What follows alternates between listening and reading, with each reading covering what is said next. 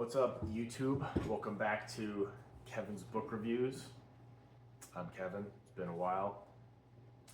I don't get paid for this, and my life is full of things. So, today's review is going to be on the second installment in the Thrawn Trilogy. And basically, ignore my rooster because he doesn't know that it's like 11 o'clock in the morning. And it was good. I highly recommend it. It's the second book in the trilogy. So I'll talk about some of the things that happened in the first book because I would assume that if you're watching the second review, you read the first book. So we'll start with Mara Jade. Her secret kind of has come to light now with being the Emperor's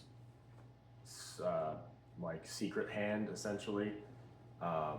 She had this kind of notion that she was going to be replacing Vader, which I don't know. That's what she believes. So there's a couple other key points in this book. Thrawn's Thrawn's bodyguard Rook. I forgot the name of his people, but Leia.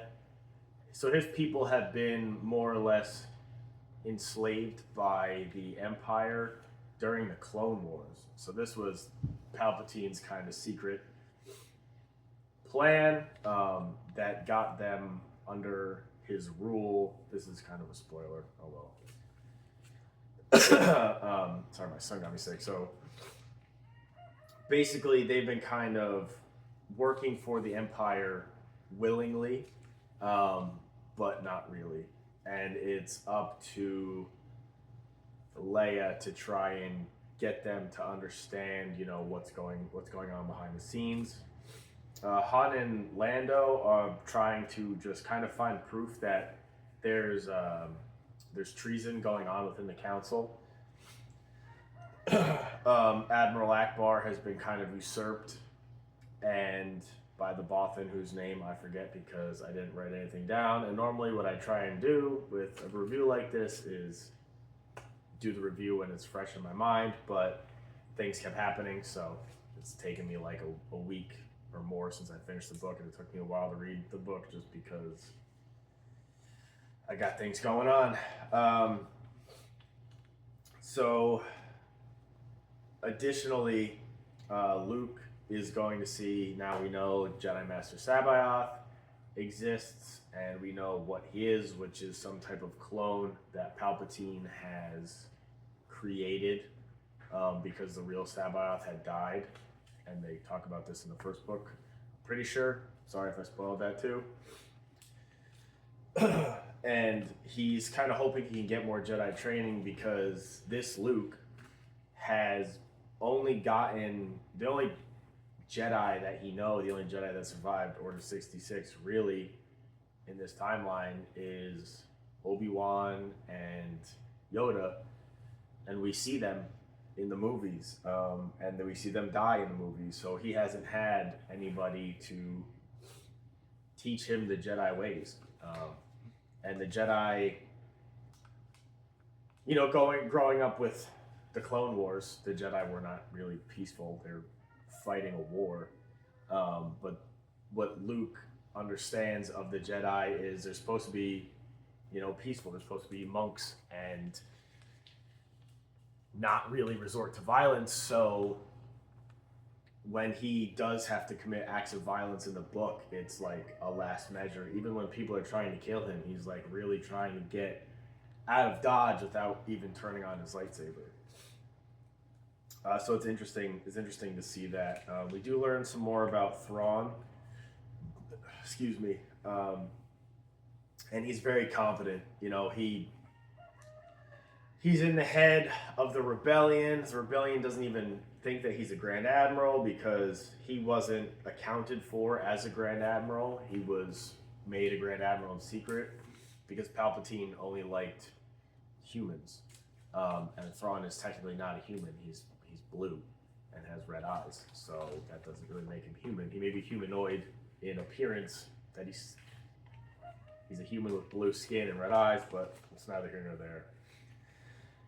So the rebels are basically quarreling amongst themselves about whether or not he exists, what he is, um, and they just know that they're just losing battles for like they can't seem to understand what's going on. And a trait of them is when a trait of the rebels is when they have nothing to lose, they fight like mad dogs. But when they do have stuff to lose, they're a lot more apt to run away. So what both sides are essentially trying to get is the Lost Katana fleet, which is like a fleet of like 200 ships, and it could really even the playing field for the Empire, who kind of has switched roles with the Rebellion in this series because they technically lost once Vader and Palpatine were destroyed and the Death Star blew up and stuff like that. So it's not that they don't exist, but you know they exist in a much smaller capacity. But Thrawn is definitely scheming successfully to return. Um, so no one really knows where the Katana fleet is except one person, and you know it's been 15 years, so the fleet has likely drifted in space. So kind of has to guess where it is.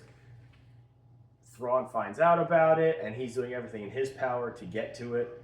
Just like not all of the empire, not all of the rebels are, but some of the rebels are because half the rebels don't even think that it exists, and the ones that do think it exists, some of them want to be the one that find it to really plant their flag of political superiority.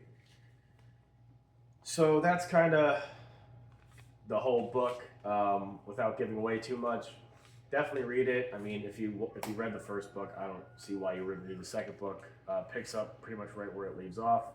I'm almost done reading The Witcher, and during September, October, I'm gonna do a release, like a drip feed of the Lord of the Rings. Kind of the day that Frodo's journey begins is when the first review will come out, and I'm not going to do it as Fellowship, Two Towers, Return of the King. I'm going to do it as book 1, 2, 3, 4, 5, 6. So, in essence, that's what's going to come of that. Thank you for tuning in. I know I'm saying a lot. It's hard to do it. I wish I had the actual book because I did the audio book for these because I had credits on Audible, but I do have the Witcher books. I do have Lord of the Rings, stuff like that. So, anyway, thanks again for tuning in, and I'll catch you next time.